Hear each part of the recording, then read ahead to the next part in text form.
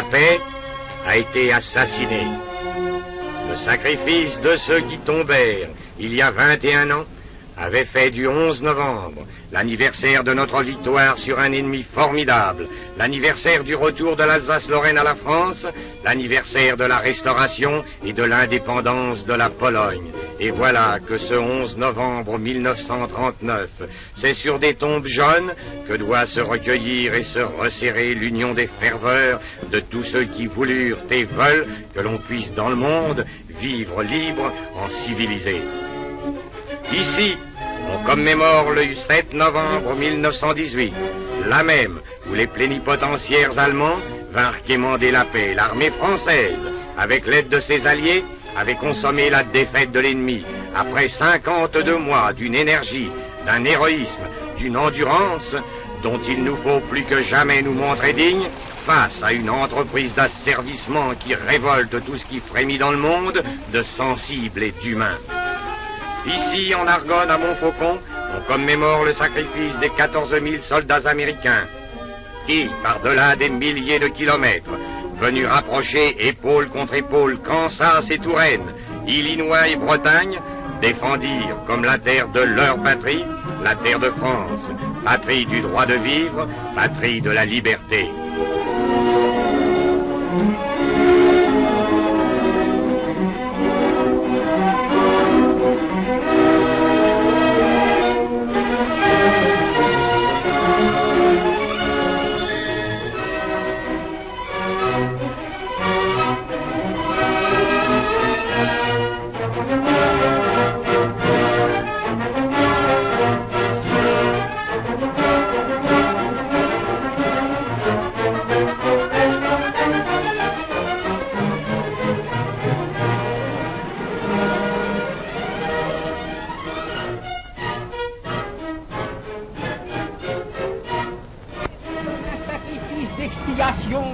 Tout ce qu'ils ont souffert au cours de la lutte gigantesque et tient leur compte de leur amour de la patrie, de leur bravoure, de leur dévouement et de leur abnégation.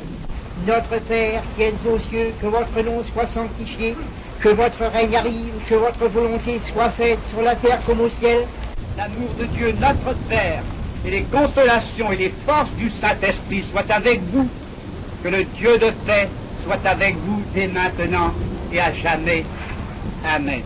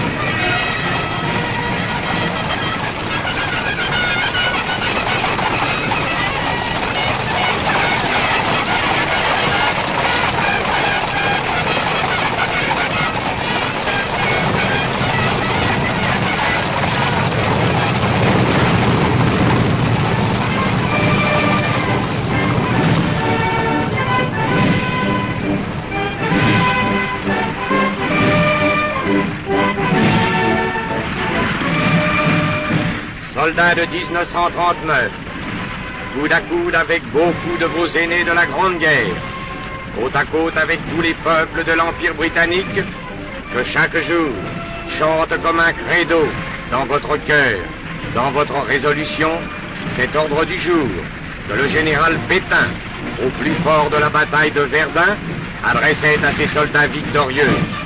Les assauts furieux des armées du Kronprinz ont été partout brisés. Fantassins, artilleurs, sapeurs, aviateurs ont rivalisé d'héroïsme, honneur à tous. Les Allemands attaqueront sans doute encore. Que chacun travaille et veille pour obtenir le même succès qu'hier. Courage, on les aura. Ce sanctuaire de Montfaucon vit gravé dans la pierre, comme il l'est dans nos cœurs, l'immortel souvenir de la fraternité d'armes franco-américaine et des glorieux exploits de la célèbre escadrille Lafayette. Sous le même insigne, sous le même nom, un groupe de chasse français perpétue au cours de la guerre actuelle la prestigieuse et légendaire tradition. Ce sont en effet les 9 pilotes de ce groupe qui tout récemment attaquèrent 27 avions de chasse allemands et en abattirent 9.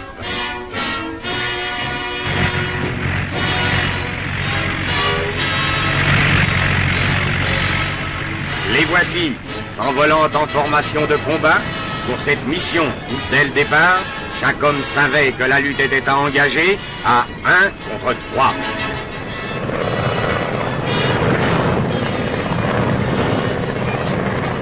Les voici en plein ciel, le plein ciel de gloire où plane toujours Guinemer. Évoluant et cascadant dans le sillage de l'ennemi, battu de vitesse et battu de virtuosité.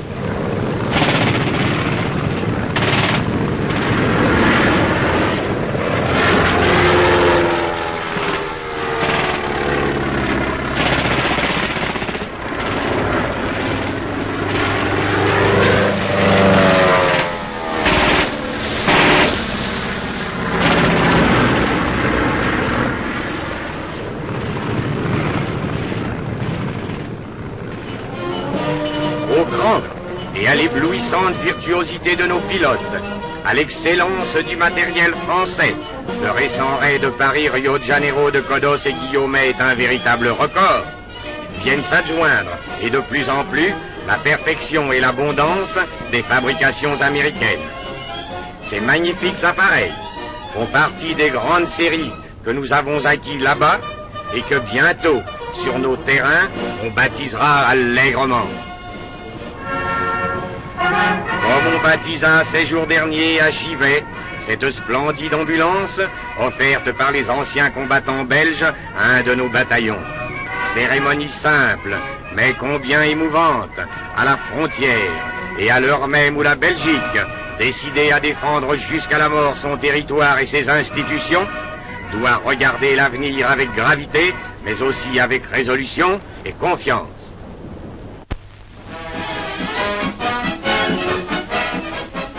Cette confiance qui anime nos hommes et maintient intacte leur bonne humeur, témoin ces joyeux cyclistes qui récupérèrent si plaisamment les vélos abandonnés dans les villages allemands. Confiance et bonne humeur que nos meilleurs artistes se font un généreux devoir d'aller entretenir dans la zone même des armées.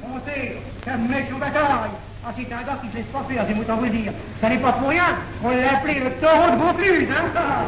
Le taureau de Vaucluse, eh ben, je comprends. Il a montré qu'il en avait, là, de l'énergie, naturellement, de l'énergie, hein. Et puis, vous savez, on peut dire que si ça fait la bastoche, il s'en fout complètement. C'est un valide comme tout le monde. Il va au front comme les autres, et quand il est au front, il se met votre casque sur la tête. Et voilà le premier point de France, avec la jugulaire, et avec ça, on ira jusqu'au bout, voilà, hein.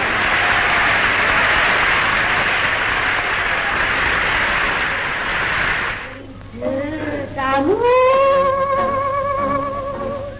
mon pays Paris, travaille toujours, mon cœur est ravi, marche dans les bras,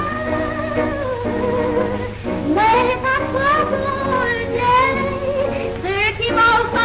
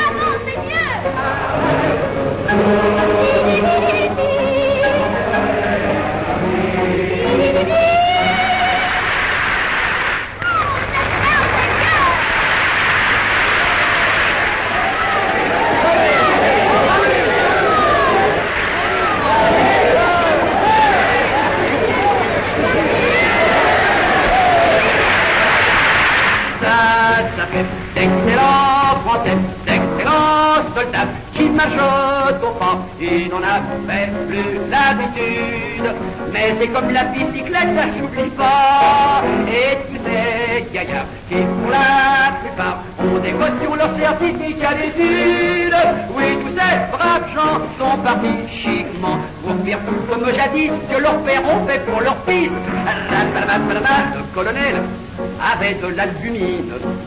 Le commandant souffrait du gros colon. Le capitaine avait bien mauvaise mine. Et le lieutenant avait des ganglions. Le chuteux souffrait de coliques néphrétiques. Le sergent avait le pylore atrophié. Le caporal, un corps chronique. Et deuxième classe, des corps aux pieds. Et tout ça, ça fait d'excellents Français, d'excellents soldats qui marchent au pas, oubliant dans cette aventure qu'ils étaient douillets, fragiles et délicats. Et tous ces gaillards qui, pour la plupart, prenaient des cachets, des goûters, des mixtures, lèvent la bien portant, tout comme à 20 ans. D'où vient ce miracle-là, né du pinard et du tatar. Le colonel était d'action française. Le commandant était un modéré. Le capitaine était pour le diocèse. Et le lieutenant boulotait du curé. Le chuteux était un fervent extrémiste. Le sergent, un socialiste convaincu. Le caporal inscrit sur toutes les listes. Et deuxième classe au PMU. Et tout ça, d'excellents Français, d'excellents soldats qui marchent au pas en pensant que la République c'est encore le meilleur régime ici-bas. Et tous ces gaillards qui pour la plupart n'étaient pas du même avis en politique, lèvent-la tous d'accord, quel que soit leur sort. Ils désirent tous désormais qu'on nous foute une bonne fois la paix.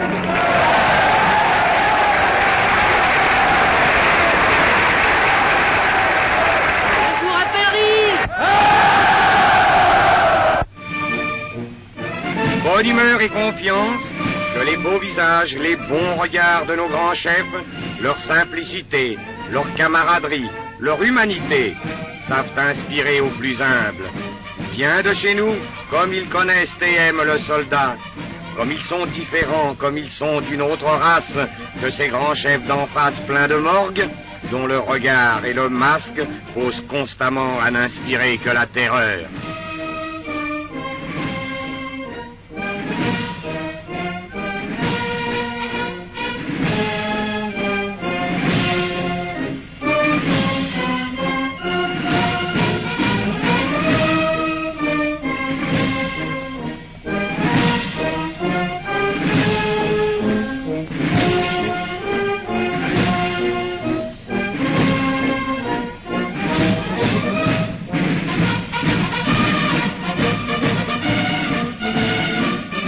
Le général Fredla, passé à un autre commandement, fait ses adieux à l'une de ses anciennes divisions.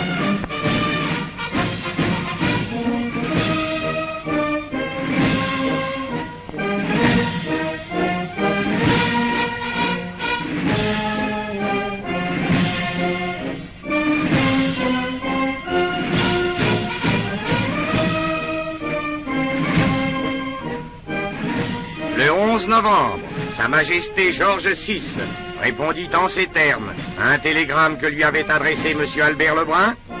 Nous avons toute raison d'être assurés que l'union des efforts des peuples de Grande-Bretagne et de France sera couronnée de succès et que l'Europe sera mise à l'abri de la violence brutale et que la paix sera établie sur des bases sûres de liberté et de justice.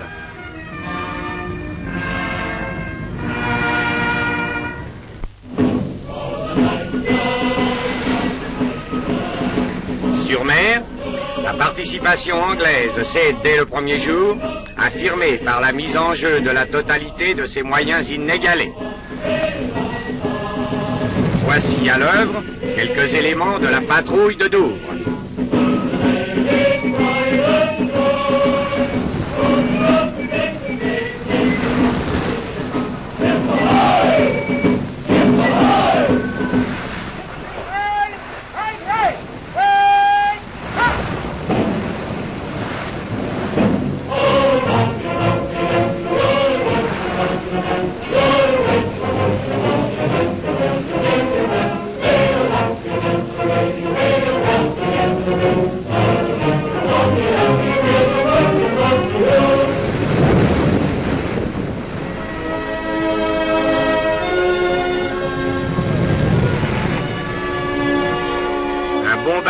Allemands abattus.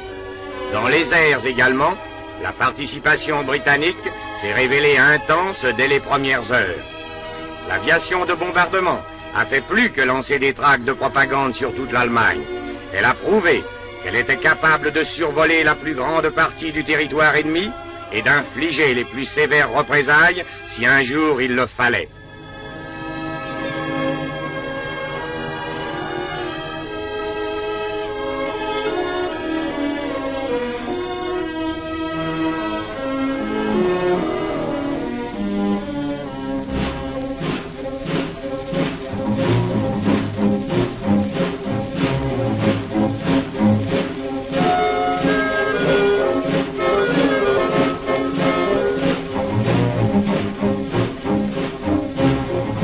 Particulièrement bien informé des choses anglaises, notre célèbre compatriote M. André Monroy a dit récemment « La Grande-Bretagne est prête au plus lourd sacrifice. L'Allemagne apprendra bientôt à ses dépens qu'elle a eu tort de considérer cette partie comme un poker où le plus bluffeur gagne. » Voici le général Gamelin au cours d'une de ses récentes visites aux armées.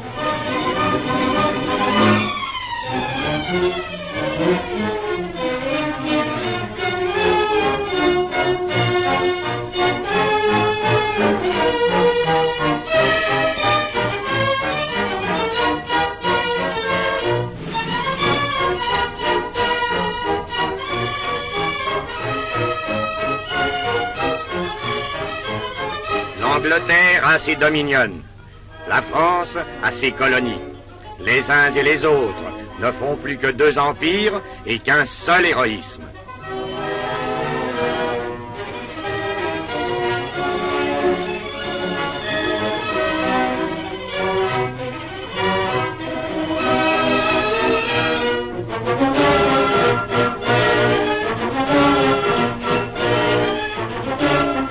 Et voici une cérémonie dont la fin sera tout particulièrement émouvante.